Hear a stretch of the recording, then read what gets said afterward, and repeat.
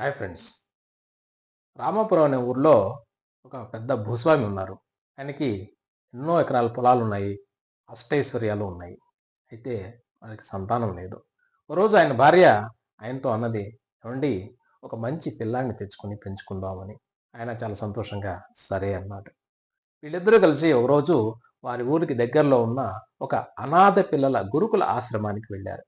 అక్కడ చాలామంది పిల్లలు హ్యాపీగా ఆడుకుంటూ ఉండటం వీళ్ళు చూశారు. వీళ్ళ దృష్టి ఒక ముగ్గురు పిల్లల మీద పడింది. ఆ ముగ్గురు పిల్లలు ఇసుకలో ఇటుకలతో ఆడుకుంటూ ఉన్నారు. ఆ ముగ్గురు పిల్లలు వీళ్ళకి నచ్చారు. అయితే ఆ భూస్వామి శౌర్య అనే పిల్లవాడిని ఎంచుకొని, ఆ పిల్లవాడిని తమతో తీసుకెళ్ళడానికి నిర్ణయించుకున్నారు. ఆయన భార్య అడిగింది, "ఏవండీ, మరి ముగ్గురు పిల్లలు చక్కగా ఉన్నారు కదా! మరి శౌర్యనే ఎందుకు ఎంచుకున్నారు?" అని అడిగింది. అప్పుడు ఆయన అన్నాడు, "నేను ఈ ముగ్గురు పిల్లల్ని విడివిడిగా పిలిచి ఒక ప్రశ్న వేశాను. మీరు పెద్దయినాక ఏం చేస్తారు అని." అప్పుడు మొదటి పిల్లాడు అన్నాడు, "నేను సున్నపట్టిలో మంచి ఇటుకలు తయారు చేస్తాను" అన్నాడు.